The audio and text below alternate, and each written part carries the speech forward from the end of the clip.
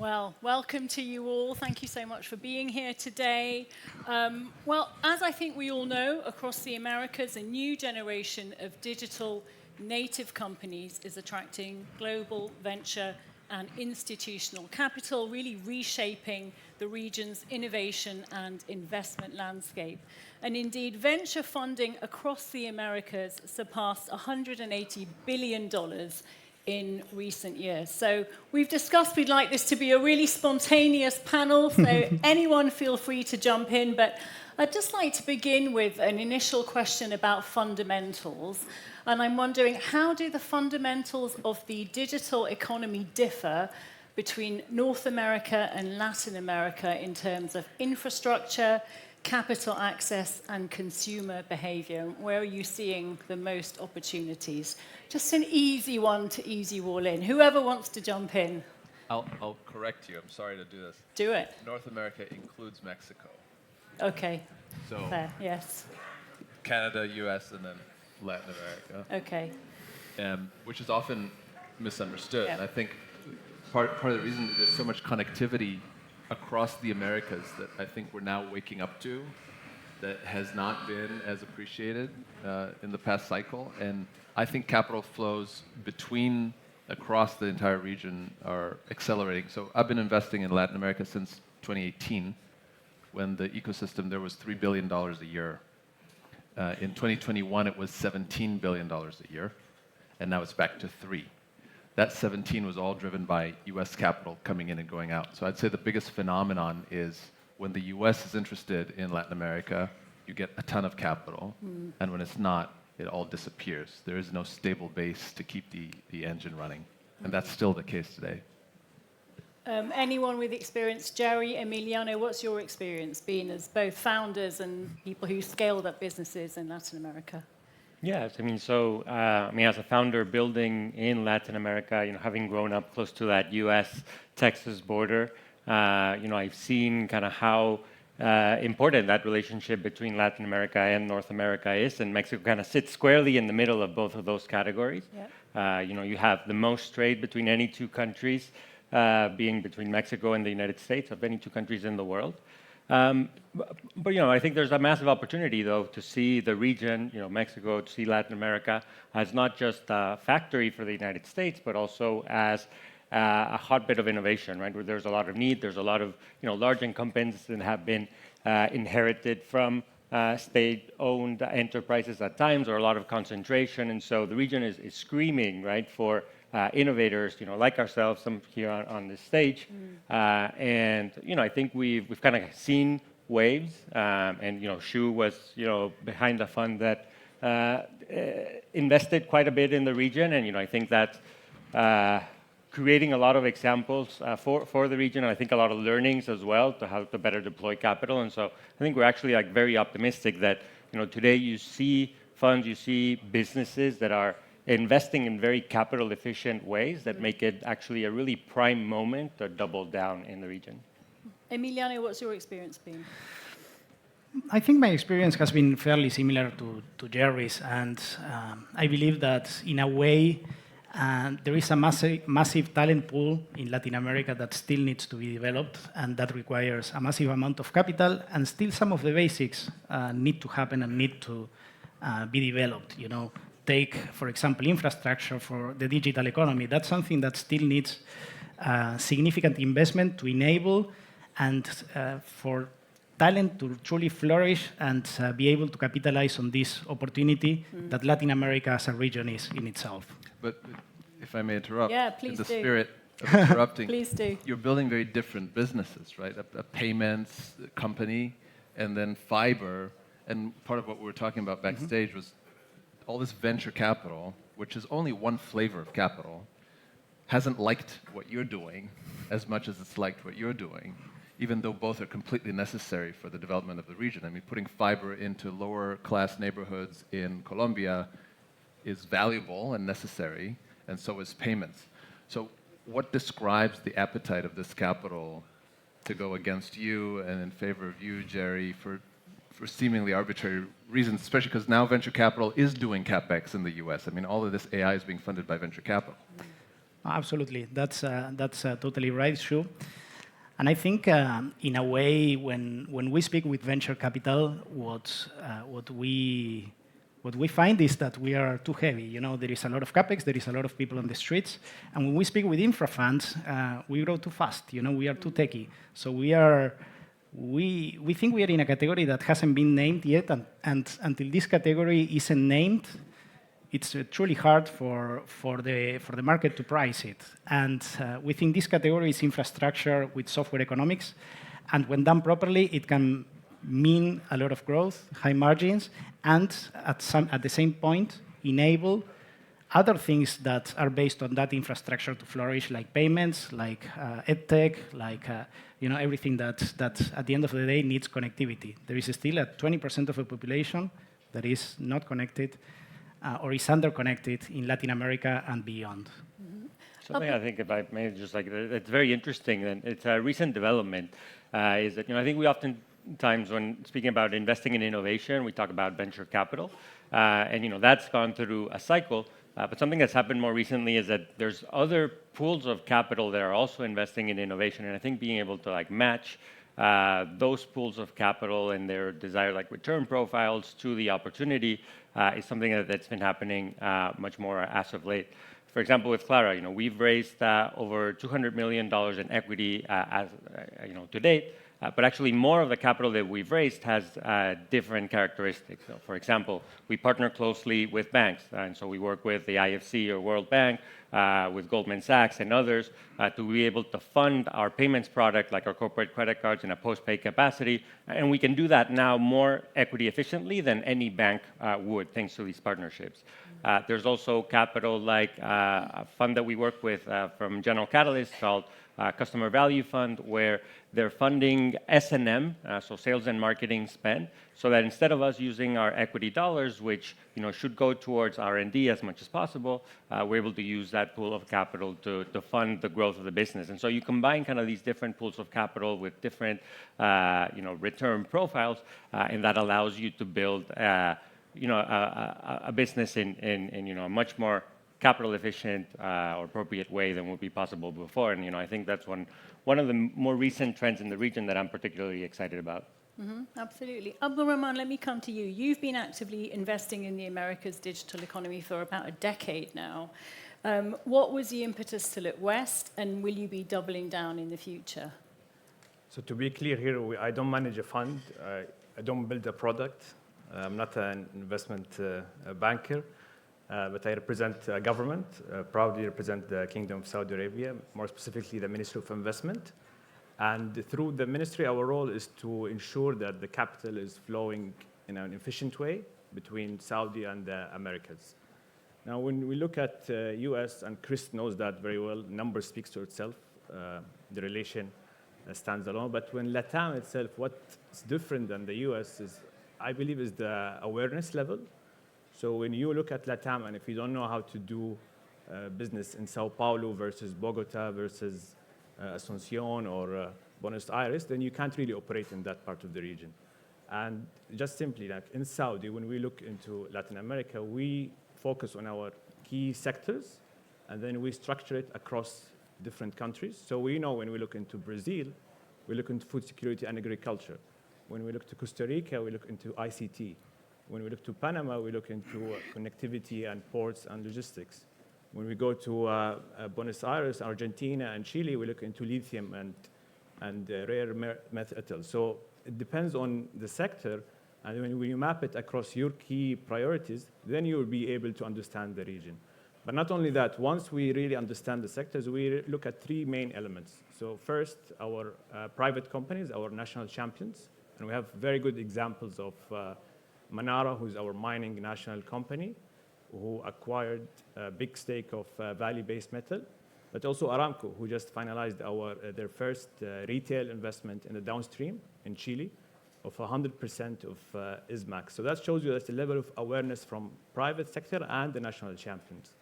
Then we go to the Saudi Fund of Development, which is the financing. So we're talking about financing tools in Argentina of $100 million, to San Lucia of a hospital of $75 million, to go all the way to Costa Rica or Guyana of a $50 million bridge. And we don't finance and leave. No, we finance to see the economies growing. So we stay in those economies to grow. And that takes me to also the last and the third elements, which are the investment banks, the investment firms, and people like Shu and Bicycle, who really understand the region very well, and through his lens can really help us to increase the awareness. And in fact, also it's worth highlighting that one of the largest investment banks in the region now, BTG Pactual, who's opened their headquarters to manage their deal flow between Saudi and America. So we see that level of awareness. And to your question, Sasha, what are we doing and how are we? It's not about if we are going to invest, it's how we are investing in this region. And we are investing alongside partners and alongside long-term partnerships with the understanding of the region by being here on the ground.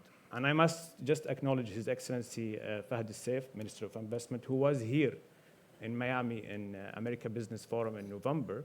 So this is just a signal that Miami is not a city that we just visit, it's a city we invest in. And that's why we have our office here, to be closer to the Americas of a people of almost 1 billion population, to be close to this market.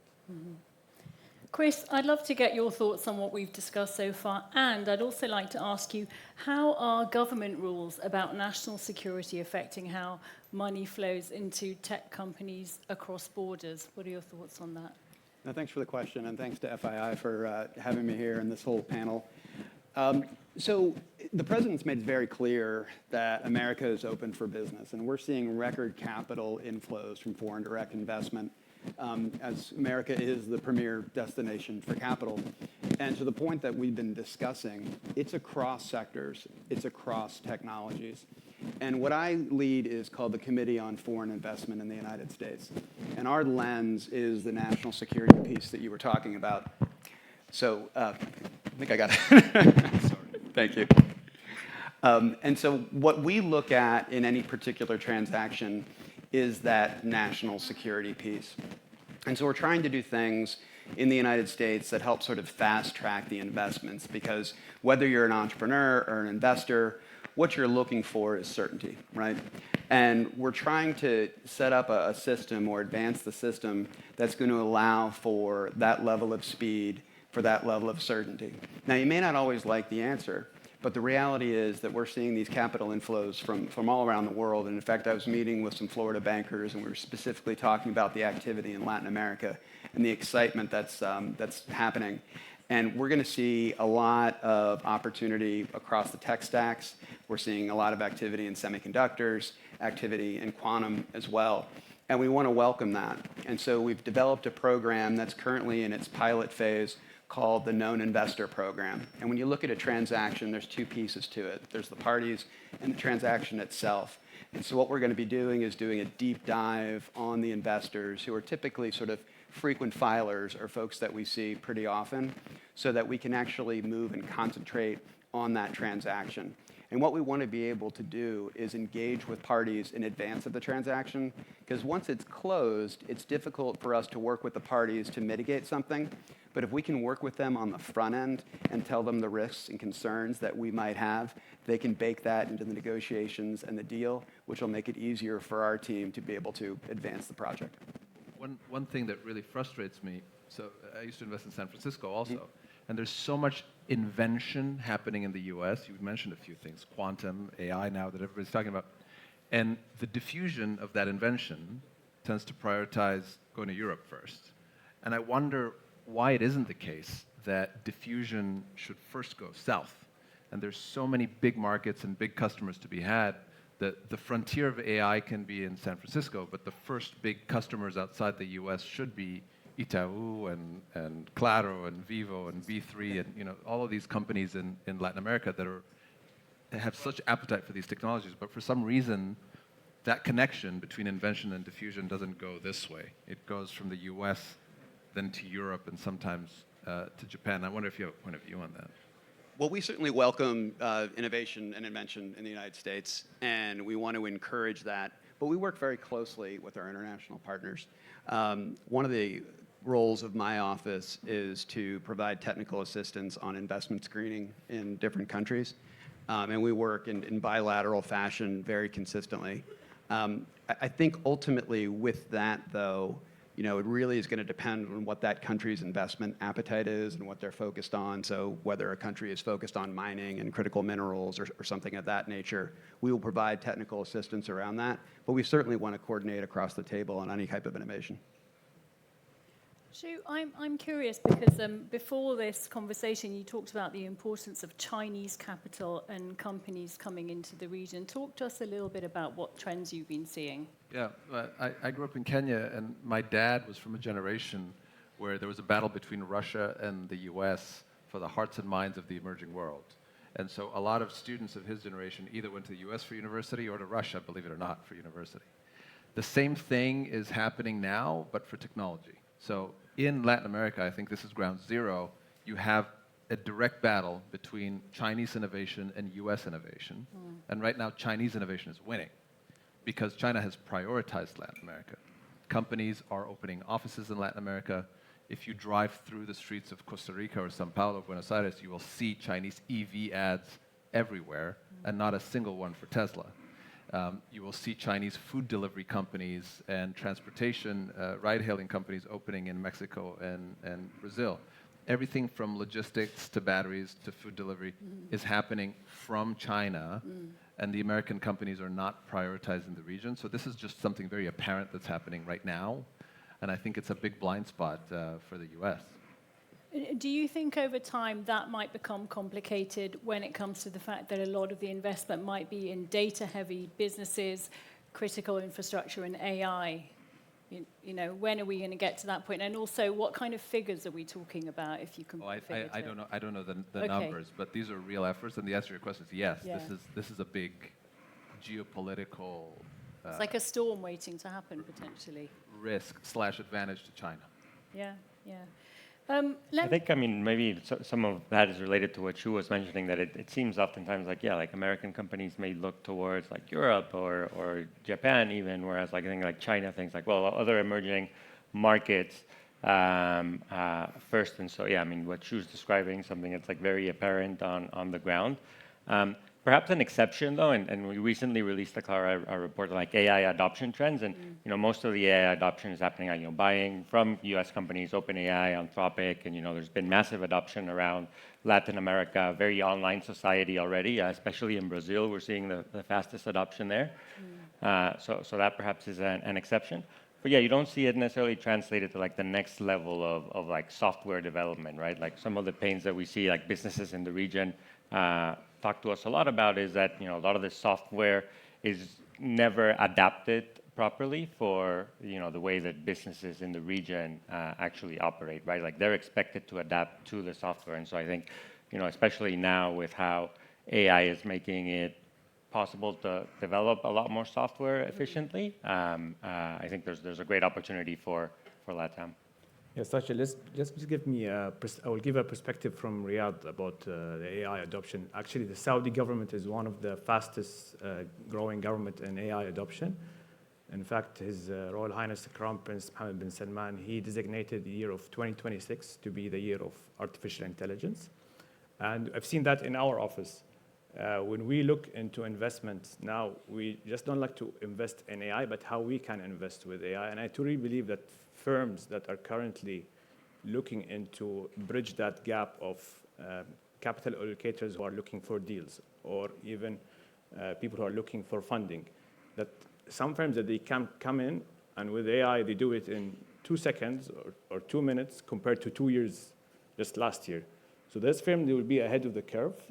And that's how we are looking at now to apply it also across our government agencies. And we've seen first-hand results in Latin America. Just to the point also about, Shu, what you mentioned about Latin America, we've seen the VC rebound now at $4.1 billion. But if you see the number of deals, they're at the absolute lowest since 2017. And reason why, because investors, they're coming with higher checks. So Latin America is a place where you have a higher concentration, and a patient capital will pay off. So last year we had only 2 unicorns in the whole LATAM with 660 million people. But I believe with a patient capital, you will see a big boom in the unicorns coming in Latin America in the next decade. Let me just put a general question. When you're building, either if you're building or if you're funding a digital company across Latin America, does the region offer any structural advantage that Silicon Valley does not? Shu, maybe you'd be a good one to answer that. It's hard to do business in. That's a structural advantage. Could you unpack that a bit? Yeah. My business partner is from Bolivia, and the Bolivian national team loves when people come to play them at home, because it's 20,000 feet in the air and nobody can compete. It's that. So everything is a home game for the Latin American companies, and if you can navigate how to operate in Brazil or how to operate in Colombia or in Mexico or in Argentina, they're so different. And they're big markets, and it's very difficult for someone else to come in and compete. I'll give you an example. Brazil has, in my view, the most sophisticated financial services ecosystem in the world, like by far. Like you could buy a Starbucks coffee in installments, and by that afternoon, those flows have been securitized and are trading to family offices on the Brazilian stock exchange. It's really quite remarkable. Very difficult for a foreign bank to come in and figure out how to navigate all that complexity, which is why I'm so excited about businesses that are building locally in a different way, that are not just copies of what exists elsewhere, because you have to really tailor it. And the more unique something is, in Portuguese the word is jabuticaba, for this fruit that is very local.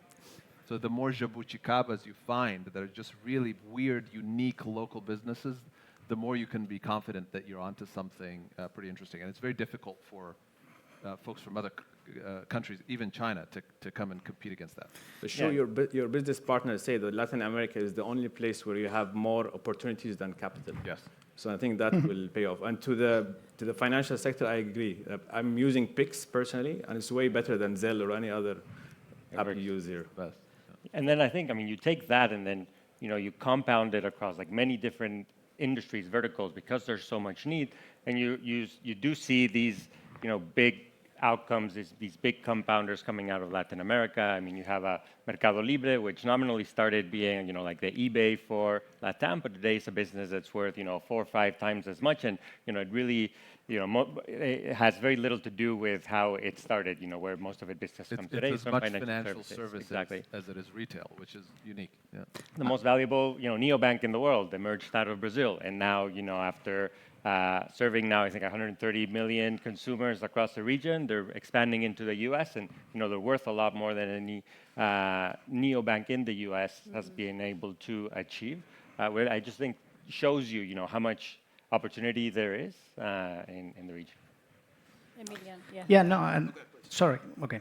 No, I was going to say, and there are still basic opportunities that need to be fulfilled, and these in themselves are structural market opportunities. So take us as an example.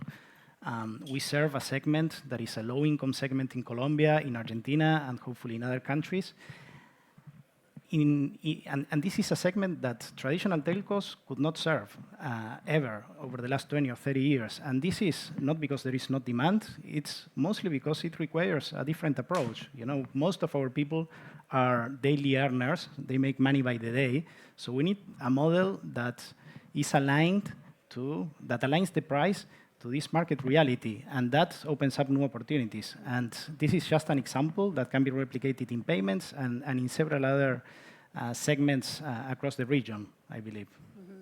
Chris? I was just going to add that I've been in Miami for the last couple of days, and I've just been actually just absolutely amazed at the economic development opportunities around here. We were with the Economic Development Group last night, and the fact that you've got just great inflows that are coming in is something that the America is just so excited about. And this conversation is incredibly encouraging because this level of dialogue is really important, particularly for the government, to be looking at the different types of deals and things that we're seeing. So whether it's tech transfer risk or whether it's privacy risk or data risk or things like that we're looking at, we're always excited about the ability to have these engagements. Because then it allows us to, once again, have those conversations in advance about the mitigation strategies. I love Miami because it's so close to the United States. And there's more Spanish spoken here than in Mexico City. So I think we've got time for maybe just a couple more questions. And I'm wondering, do you think the next generation of breakout companies in the Americas is going to come from fintech, payments, or from something that no one in this room is talking about right now? So I can add to that, because if you see fintech itself, and going back to my point about its lowest deal of number of deals since 2017, however, if you take the amount of deals that went to fintech, 60% went to fintech, but only a third of that as a number of deals. So there is a big concentration of a higher number of checks going to fintech. And because of the sophistication of the ecosystem that Shu mentioned in Brazil and in Costa Rica and so forth, I think that will be a big area there in LATAM, definitely. I think it's really hard to draw lines in the way that we do in the US, because the opportunity is to combine things. There's this concept of a compound startup, the idea that you're doing a lot of different products at once. China invented this idea of a super app, which is a bunch of different apps. That intuition is not really common in the US, because we're so used to seeing single product companies that are so good at the thing, and that's big enough. So the frame is something I struggle with, because, for example, we have a company we invested in Brazil that leases motorcycles to couriers. So it's a motorcycle leasing company, but it's also a mechanic recruitment and training company. And it's also a fintech, because for all of those people, it provides credit and payments and all these kinds of things. So I don't know what to call it. Yeah. It's sort of back to your earlier back to the point, point. that it's all very specific. Very isn't it? specific and much more multifaceted. Like, you get a lot of things together. There's a beautiful company in Kazakhstan called Kaspi. A lot of people have heard about. Kazakhstan has 20 million people, and the GDP per capita is 13,000. And Kaspi is a $15 billion listed company in New York. Why? Because they do everything. Yeah. There is no Amazon and then something else. It's all one. Together. It's a bank, it's a retailer, it's where you get your driver's license, et cetera. So I think the opportunities in these combinations that are very unique species of business. Yeah. Chris, final thought? It's a fascinating conversation. We're seeing, as I mentioned, a lot in the AI space. We're seeing a lot in the quantum space, a lot of conversations about the space economy as well. So I think, once again, just having these conversations is incredibly important from a trend perspective. So from my world and my vantage point, we can make a determination as to where those risks might be. Okay. Gentlemen, thank you so much. It's been a real pleasure. Please join me in thanking my panel. Thank you.